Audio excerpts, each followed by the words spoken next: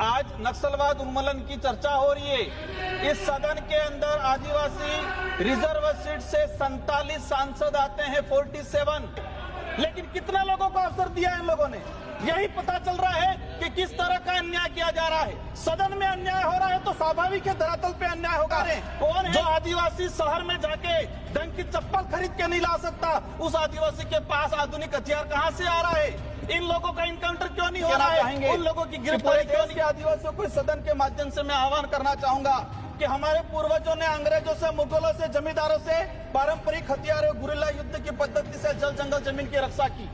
अब हमें इस आजाद भारत में सरकारों की पनाह से पनपने वाले उद्योगपतियों से जल जंगल जमीन की रक्षा कलम और कागज से करनी है और हम करेंगे ये चीज। 1967 में पश्चिम बंगाल के नक्सलवाड़ी गांव से जमींदारों के आतंक के खिलाफ चले आंदोलन से नक्सलवाद की शुरुआत देश में एक बड़ा विकराल रूप धारण कर दिया है।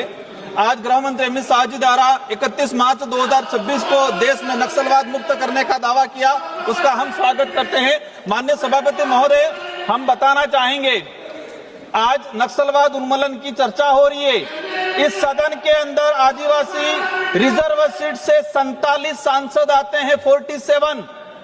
भाजपा की तरफ से कितने आदिवासी सांसदों को बोलने का अवसर मिला है? छत्तीसगढ़, झारखंड, उड़ीसा, आंध्र प्रदेश, तेलंगाना। आज यही दिख रहा है कि किस तरह से उन्मूलन किया जा रहा है। सबसे ज्यादा आदिवासी बाहुल्य क्षेत्र विस्थापित हो रहा है, सबसे ज्यादा आदिवासी प्रताड़ित हो रहा है, लेकिन कितना लोगों को अवसर दिया इन लोगों ने? यही पता चल रहा है कि किस तरह का अन्याय किया जा रहा है। सदन में अन्याय हो रहा है तो स्वाभाविक है धरातल पे अन्याय होगा। कौन है मैम? मेरी पार्टी आदिवासी पार्टी, मैं आदिवासी समुदाय से आता हूँ। हम समझते हैं ये पीड़ा क्या है। अगर आदिवासी के अधिकारों की बात करने गए, आदिवासी जल जंगल जमीन की बात करने गए, माननीय सभापति महोदय, मैं कहना चाहूंगा अगर ये नक्सलाइट कौन है, ये नक्सलाइट कहां से? माननीय सभापति महोदय, जब आदिवासी के अधिकार की बात करेंगे, अगर हम लोग आदिवासी के अधिकार की बात करेंगे, कहेंगे नक्सलाइट है। अगर जल जंगल जमीन की बात करने जाएंगे, कहेंगे नक्सलाइट है।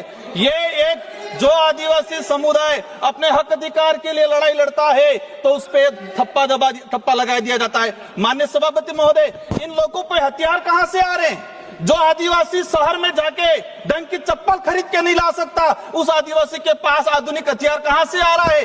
इन लोगों का इनकाउंटर क्यों नहीं हो रहा है? उन लोगों की गिरफ्तारी क्यों नहीं की जा रही है? माननीय सभापति महोदय, अच्छी बात हम चाहते हैं, खत्म होना चाहिए, लेकिन यही सलमा जुड़ो चला था 2005 से 2011 तक। 2000 के आसपास आदिवासी मारे गए, नक्सलाइट की तरफ से भी मारे गए, सेना की तरफ से भी मारे गए। लगभग उस समय कई जवान शहीद हुए और 1 लाख आदिवासी समुदाय विस्थापित हुआ उस दौरान। आज चलाया जा रहा है। मैं कहूंगा अभी जो वर्तमान में देश में हालात हैं, देश में हालात क्या हैं? कितने लोगों को जमीनों से विस्थापित किया गया है। आजाद हुआ देश तब से लगा के आज तक 22 लाख आदिवासी विकास के नाम की परियोजना की वजह से उनको विस्थापित किया गया। भाजपा सरकार के अंदर 10 लाख आदिवासी 2014 से लगा के 2026 तक 10 लाख आदिवासी परियोजनाओं के नाम से विस्थापित हुए हैं। माननीय सभापति महोदय, ठीक है, जो आदिवासियों को कलम पकड़ाने की जरूरत थी, आज 15-16 साल के बच्चे हथियार कहां से ला रहे? कौन पहुंचा रहा है उनके पास? कहां से आ रहे हैं ये हथियार? माननीय सभापति महोदय, आपके माध्यम से हम कहना चाहेंगे कि पूरे देश के आदिवासियों को इस सदन के माध्यम से मैं आह्वान करना चाहूंगा कि हमारे पूर्वजों ने अंग्रेजों से, मुगलों से, जमींदारों से पारंपरिक हथियारों, गुरिल्ला युद्ध की पद्धति से जल जंगल जमीन की रक्षा की। अब हमें इस आजाद भारत में सरकारों की पनाह से पनपने वाले उद्योगपतियों से जल जंगल जमीन की रक्षा कलम और कागज से करनी है और हम करेंगे ये चीज। आज माननीय सभापति महोदय, गृह मंत्री महोदय बैठे हुए हैं। मैं कहना चाहूंगा कि ये विचार बंदूक के दम पे नहीं, न्याय की दम पे खत्म। जी बिल्कुल खत्म। इनके साथ न्याय करना है, इनके साथ न्याय। ऑनरेबल मेंबर्स, आपकी सहमति हो तो इस चर्चा की समाप्ति तक सभा की कार्यवाही बढ़ा दी जाए। जी जी। माननीय सभापति महोदय, भारती पारदी जी, माननीय सभापति महोदय, 2 मिनट में मेरी बात को समाप्त करना चाहूंगा। 2014 तक